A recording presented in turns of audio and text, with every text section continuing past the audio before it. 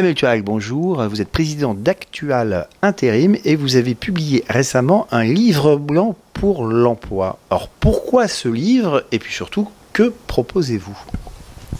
Alors le livre blanc pour l'emploi est un livre qui a été réalisé lors de la traversée The Bridge entre Saint-Nazaire et New York. Cette traversée a permis à 250 chefs d'entreprise d'être confinés sur le Queen Mary pendant une semaine. Et en tant que partenaire de l'événement, j'ai profité de la situation pour collecter les témoignages de ces chefs d'entreprise autour de la question qu'est-ce qui bloque l'emploi en France aujourd'hui, quels sont les freins à l'embauche et qu'est-ce qu'il faudrait changer sur le marché du travail pour que les choses aillent mieux. Et ça a donné naissance à cet ouvrage, le livre blanc pour l'emploi. Alors, on ne va pas résumer en quelques minutes, une cinquantaine de pages. Concrètement, quelles sont les propositions, on va dire, les plus innovantes ou celles qui vous paraissent le plus à même de débloquer la situation?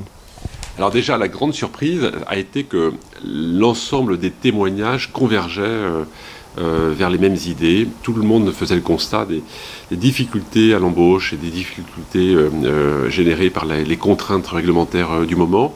Et donc, il y avait une grande aspiration de l'ensemble, quelle que soit d'ailleurs la taille des entreprises, que ce soit les petites entreprises, les grandes entreprises, quels que soient les secteurs d'activité, tout ça convergeait énormément. Et donc les premiers retours sont évidemment qu'il y a une attente de plus de simplification sur le marché du travail, plus de liberté donnée et plus de stabilité dans les mesures qui sont prises. Alors les ordonnances qui sont sorties depuis vont évidemment dans ce sens-là, pour une partie. Reste maintenant à travailler la question de la formation professionnelle et puis aussi celle de l'assurance chômage, puisque nous avons un système qui indemnise en France et qui n'incite pas suffisamment au retour à l'emploi.